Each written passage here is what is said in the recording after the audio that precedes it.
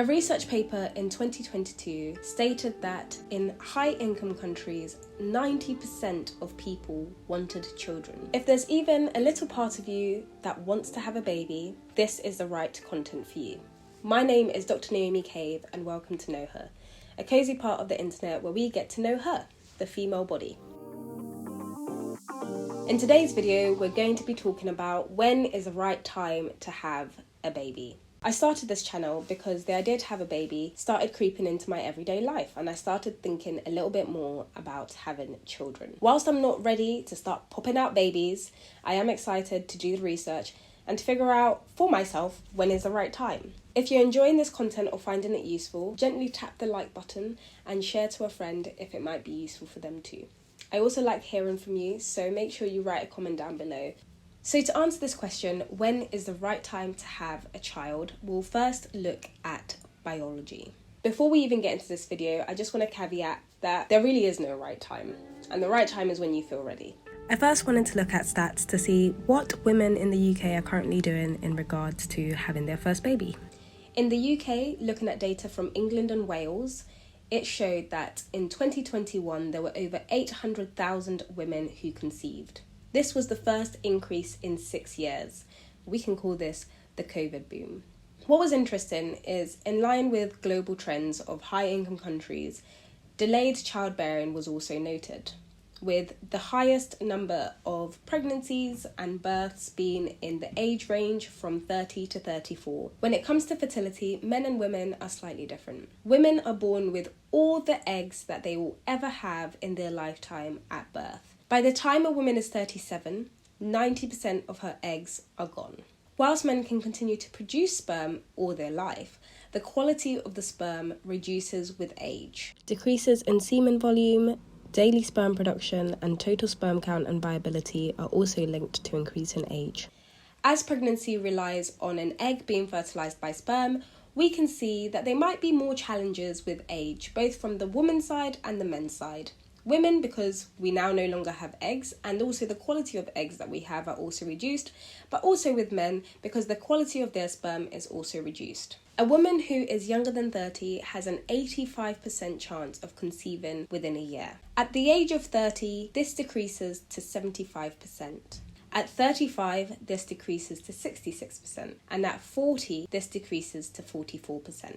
When we compare women who conceive at age 40 versus age 30, we see that they're more likely to have a miscarriage at age 40, 27%, than at age 30, 16%.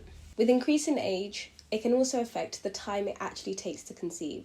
This can affect the number of children you're able to have. So if a large family size is important to you, biology states it's better to start earlier than later. So in this research paper, they referenced Habima et al. So Habima et al. Made a model which calculated the age at which women would need to start trying for children depending on their family size. The calculation was a 90% chance of realising the family that you want without the use of things like IVF. So this is what they calculated. For couples who only want one child, the female needs to be 32 at the latest. If 2 children are desired, this should be 27, and if 3 children are desired, the starting age should be 23. Well, there goes my dreams of 4 kids. I might be able to squeeze in 2, but according to the calculation, 90% chance of success with those numbers. So if we're asking the question, when is the right time to have children, and you know how many children you want, you can take Habima et al.'s calculation to make that decision for you. It's quite simple. 3 or more start at 23. 2 or less start at 27. 1 or less, latest start at 32. So this research paper also held interviews with professional young women and men.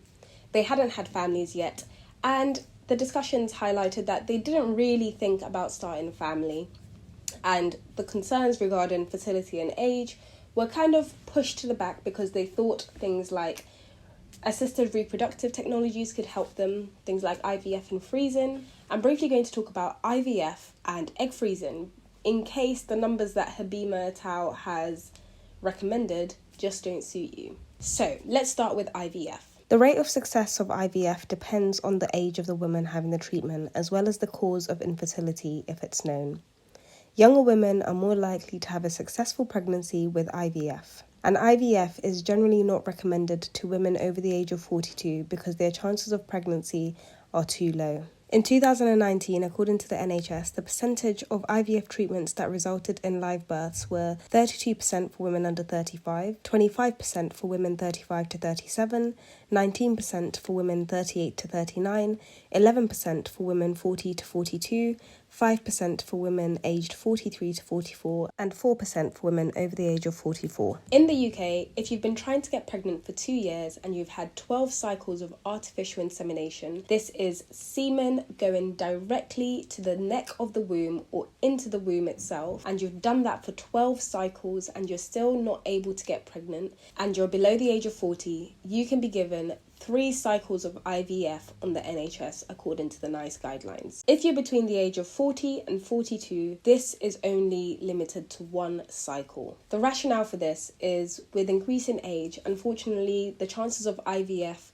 leading to a successful pregnancy is just lower. So the next thing is egg freezing. People might consider egg freezing if they know they want to have children, but they don't have a partner or they're not in the right place in their life to have children. If women freeze their eggs before the age of 35, there is a 30 to 40% chance of that leading to a successful pregnancy. The first problem with this is it is expensive and something you'd have to pay out of your own pocket. The second problem is that women who are likely to undergo this egg freezing process are more likely to be a little older, 35 and above.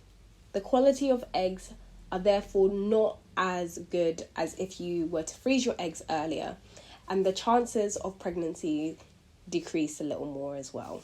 Overall, the NICE guidelines, which are recommendations for health and care in England, suggest that healthcare professionals should speak to women about fertility and age. With increasing age, you're more likely to have a miscarriage, chromosomal abnormalities, and obstetric complications. Now, the first half of this video was mainly talking about women who want to have their first baby. When is the right time for them?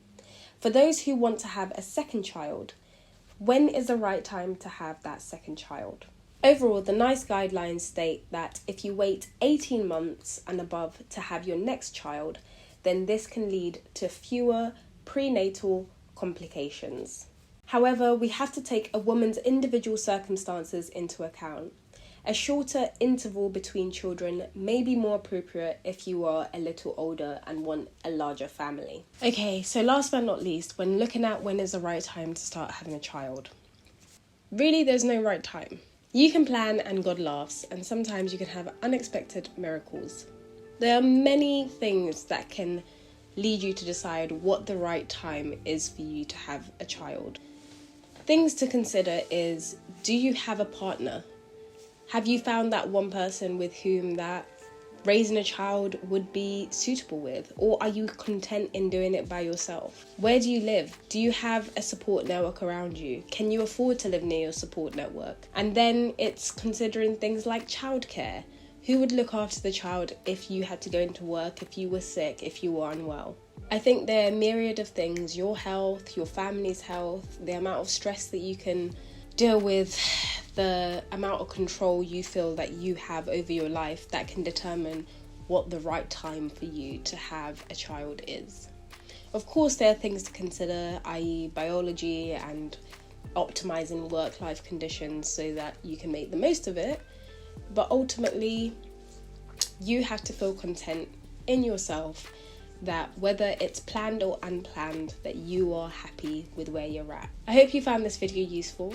If you did, make sure to like, subscribe. I'd love to hear from you, so write your comments down below and share this video if you think someone else might enjoy watching it. But until next time, bye!